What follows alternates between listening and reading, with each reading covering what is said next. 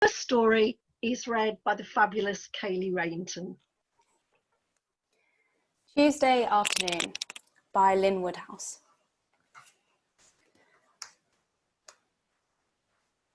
Celia strolled along the shoreline, battling the wind, reflecting that the best place in the world to be first thing in the morning was the beach, especially a sandy beach, a large golden playground ready and waiting for all.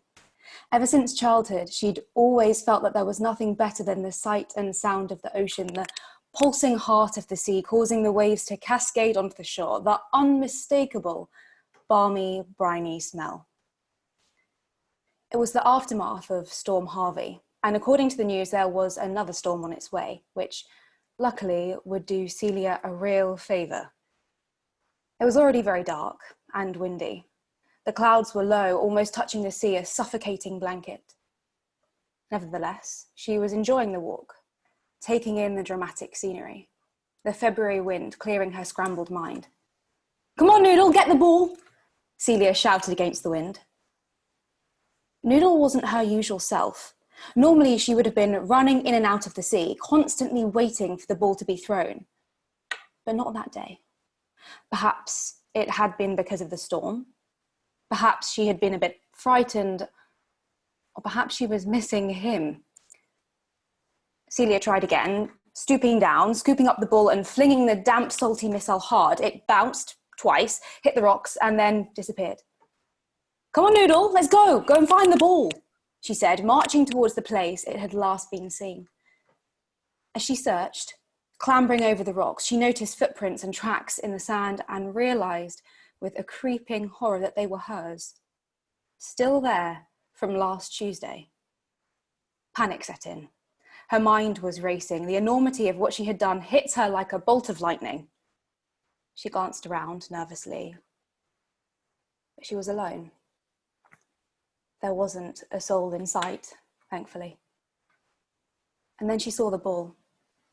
It was at the mouth of the cave. Oh my God, she thought. What had she done? Celia settled herself down on the nearest rock, looking directly at the cave. Why hadn't the storm washed them away like it was supposed to? Why? She needed to think.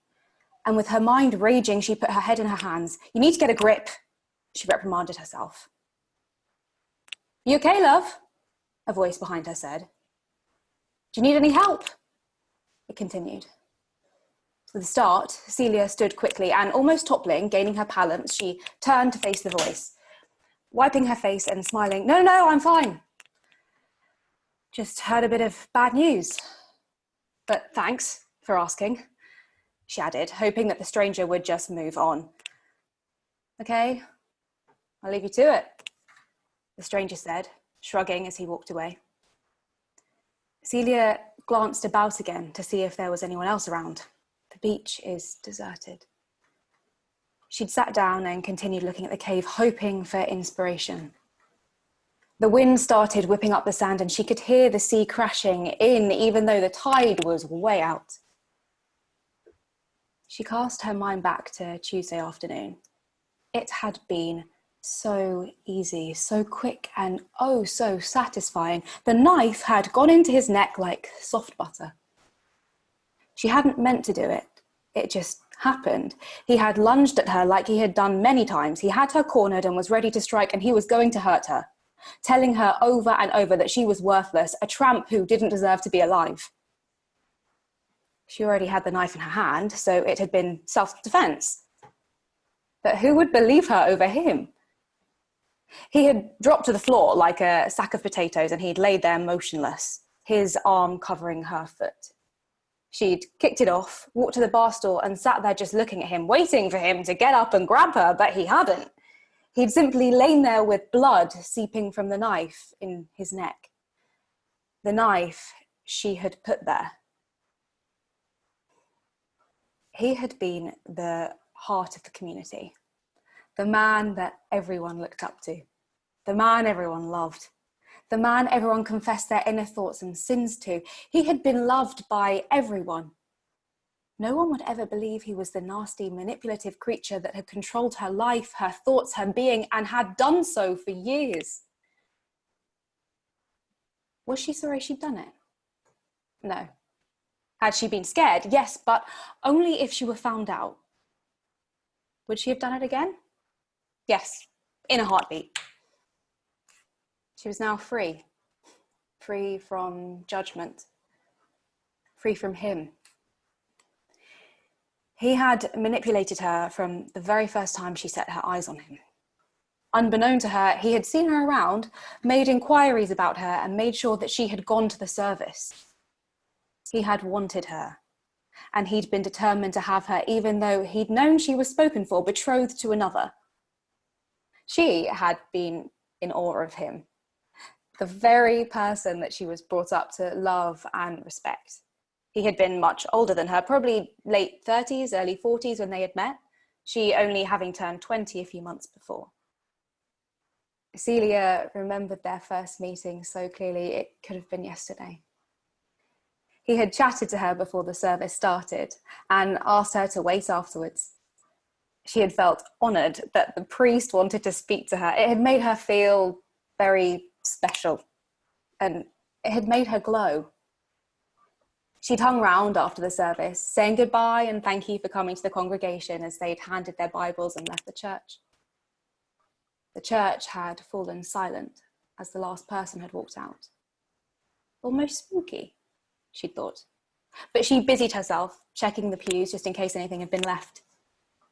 He'd appeared at the front, waving her down to join him.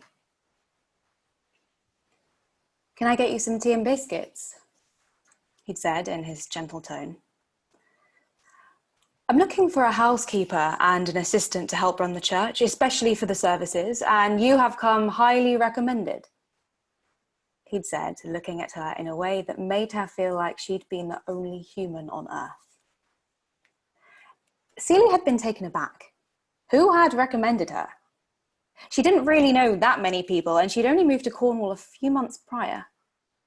No matter, she had thought naively, and gave him her answer immediately. Yes. That yes had cost her so much. It had started off well. She looked after his house, his dog, and helped at the church. Then he'd started to criticise the way she was doing things, complaining that she wasn't taking enough care. One evening, he had returned from a gathering quite manic, full of adrenaline. He had gone over for his food and simply threw the plate against the wall. "When will you learn I don't like cauliflower tray bake?" he had shouted while lunging at her.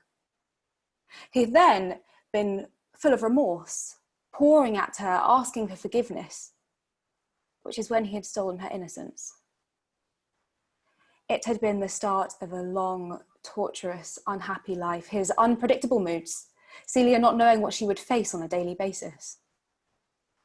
30 years she had kept her silence, not speaking to a soul about the treatment she'd suffered. 30 years of a wasted life.